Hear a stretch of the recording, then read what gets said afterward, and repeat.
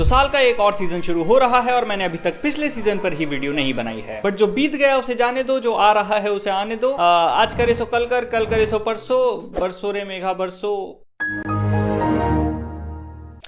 Let's not kill your attention span with my 2 AM 3 AM brain dead jokes। देखो clear बात करता हूँ, spring 2023 में बहुत सारे ओरिजिनल एनिमे आने वाले हैं। कुछ ऑलरेडी एयर होने शुरू हो गए हैं और कुछ जल्द ही हो जाएंगे। तो रोना मत कि ये वाला क्यों नहीं डाला, अभी नहीं शुरू हुआ है तो नहीं डाल सकते ना। वीडियो बनाने में हफ्ता 2 हफ्ता लगेगा, तब तक और शोज आ जाएंगे, फिर उनको इंक्लूड करें, फिर उसको बनाएंगे, उतने में और शोज आ जाएंगे। ऐसे हफ्ते हफ्ते साइकिल घूमेगी तो हफ्ता वसूली हो जाएगी।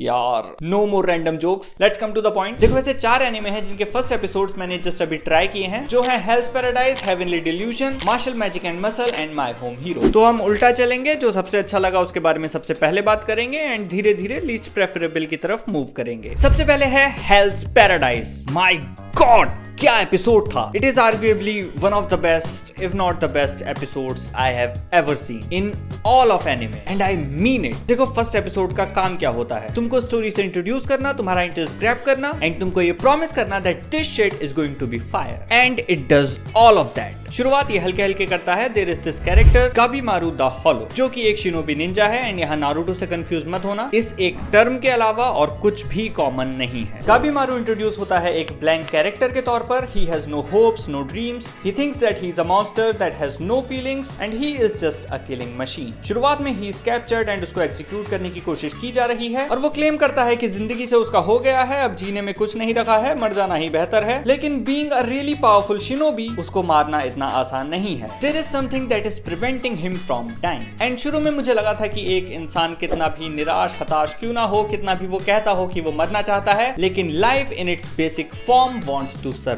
जब बात जिंदगी और मौत की आती है तो कोई भी जिंदा जीव जिंदगी ही चुनता है, जो कि अपने आप में काफी अच्छी अप्रोच हो सकती थी, लेकिन इसने इसको थोड़ी अलग तरह से अप्रोच किया by revealing a certain thing and I like it even more. तो इस एपिसोड में कैरेक्टर मोटिवेशंस दिए जाते हैं, स्टोरी का पर्पस दिया जाता है और इसकी दुनिया से भी थोड़ा थोड़ा इंट्रोड्यूस किया जाता है। ये चीजें स्लाइटली मेंशन करता है एंड देन उन पर एक्सपेंड करता है, which is a sign of good writing. तो शुरुआत वाली फिलॉसफी के साथ जब ऐसे strong plot, character motivation and writing भी फॉलो करे एंड आने वाले मिस्टीरियस डेंजर एंड केओस को हिंट किया जाए तो तुम्हारा मन करता है कि आज ही सारे एपिसोड दे दो। Never in my life have I ever wanted to read the manga after watching the first episode so bad, it is that good. लेकिन मापा ने एनिमेशन पर इतना अच्छा काम किया ही है तो थोड़ा वेट कर लेते हैं। इसके बाद आता है हेवनली डिल्यूजन। अगर तुम 20 ग्राम प्रॉमिस नेवरलैंड और 10 ग्राम अटैक ऑन टाइटन को 20 मिनट तक धीमी आंच पर पकाओगे तो तुमको मिलेगा हेवनली डिल्यूजन।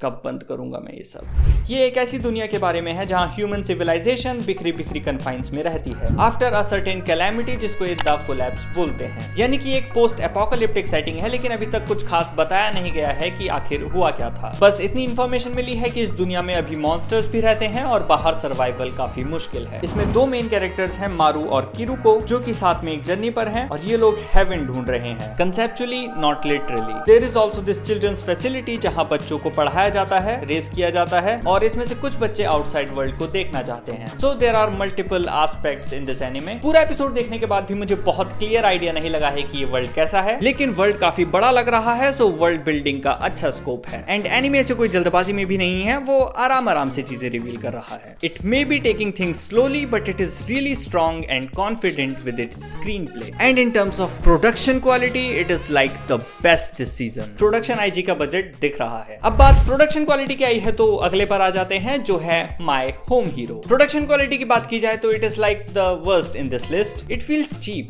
रियल चीप, लेकिन ये इस लिस्ट में फिर भी है क्योंकि मुझे इसकी स्टोरी में काफी इंटरेस्ट आया एंड ये मेरे फेवरेट जॉनरा सस्पेंस को भी बिलोंग करता है। सो तेतुओ एक मिडिल क्लास सैलरीमैन है just trying to live his life and raise his daughter properly, लेकिन उसकी लड़की वो एक नंबर की रिबेलियस बिची बिच है। बाहर बॉयफ्रेंड से पिट कर आती है और बाप को रूप दिखाती है। टू बी ऑनेस्ट मुझे उसके बॉयफ्रेंड पर बिल्कुल गुस्सा नहीं आया, ऐसी औलाद को पड़ने चाहिए 2 थप्पड़। अरे ससुर जी, अगर तुम मुझे बता देते ना कि तुम्हारी लड़की के ये हाल हैं तो तुम्हारी लड़की से मैं शादी नहीं करता और तुम्हारे पिछवाड़े पे 4 डंडे में अलग से मारता। सही बता रहा हूँ। खैर, एक लविंग फादर होने के नाते Tetsuo has the responsibility to protect her, and क्योंकि उसका बॉयफ्रेंड पॉइंट ऑफ रिडेम्पशन के बाहर है तो तेत्सुओ बड़ी अर्जेंट सिचुएशन में फंस जाता है and he ends up killing the guy, and the rest of story will be just him trying to cover up the murder and trying to survive from these yakuza kind of people. सुनने में दृश्यम जैसा लग रहा होगा and तुमको जानकर हैरानी होगी कि माय एनिमे लिस्ट पर ये एक लेजिट क्वेश्चन भी है। ऐसे ही मित्रों, जापानीज वेबसाइट पर इंडियन मीडिया को प्रमोट करो।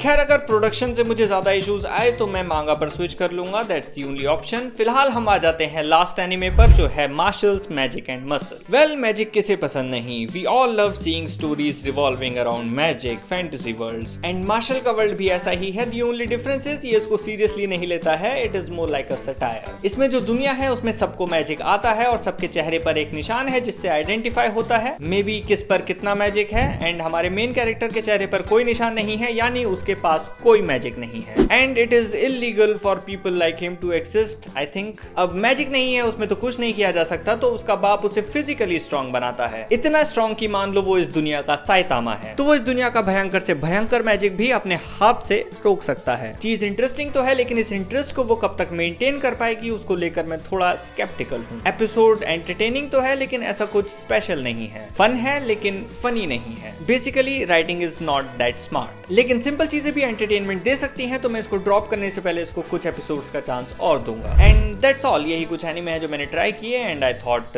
तुमको बता दिया जाए, लाइक थोड़े व्यूज आ जाएंगे। Tell us in the comments कि तुमको एपिसोड कैसे लगे,